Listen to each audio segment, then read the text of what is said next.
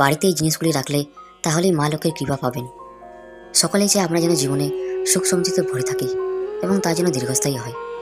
সুখ ভোগ সকলের কপালে সমান থাকে না, কিন্তু যার জীবনে যেটুকু সুখ থাকে তা যেন স্থায়ী হয়, এই কামনাই সকলে করে থাকি।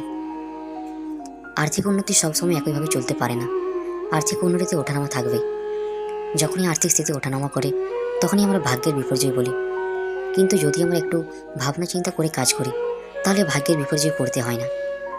সকলে জানি আমাদের সংসারে যা কিছু আর্থিক দিক তা চলে মা লক্ষ্মী দেবীর কৃপায়। তবে মা লক্ষ্মী অত্যন্ত চঞ্চলা। তাকে নিজের গৃহে বেঁধে রাখতে হলে কিছু জিনিস রয়েছে যা গৃহে অবশ্যই রাখতে হবে, এতে মা লক্ষ্মী খুবই প্রসন্ন হন।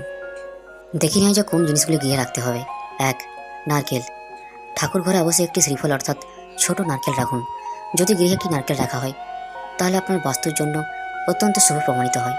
একটি নারকেল হলুদ ও সিঁদুর মাখিয়ে ঠাকুর ঘরে রাখলে মা লক্ষ্মীর কৃপায় সারা জীবন ধন সম্পত্তিতে পরিপূর্ণ থাকা যাবে। 2. পদ্ম ফুল।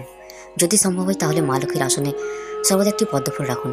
প্রতি বৃহস্পতিবার পুজোর সময় মা লক্ষ্মীকে একটি করে পদ্ম ফুল অর্পণ করুন, তাতেও হবে।